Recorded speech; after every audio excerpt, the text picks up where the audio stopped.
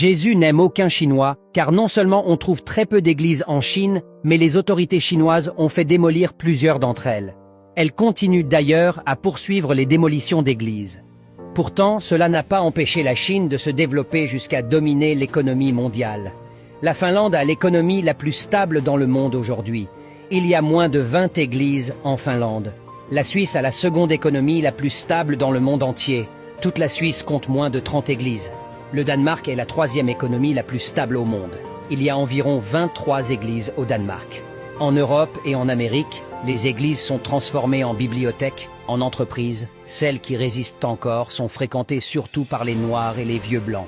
Venez en Afrique. Il y a plus de 10 000 églises par région, dont 4 000 églises dans la seule ville de Yaoundé, 4 100 églises dans la seule ville d'Abidjan, 7 000 églises dans la seule ville de Kinshasa, 10 000 églises dans la seule ville de Lagos au Nigeria. En Afrique, nous avons plus d'églises que les écoles et hôpitaux combinés. En Afrique, nous avons plus de pasteurs que de médecins. En Afrique, tout le monde est né de nouveau. Tout le monde est couvert du sang de Jésus. Tout le monde envoie le feu de Jésus. Tout le monde est couvert par l'Esprit Saint. En Afrique, Jésus est même devenu le mari de toutes les femmes célibataires, selon elle. Cependant, aucune de ces prétentions ne reflète l'élévation morale que nous espérons dans la société africaine.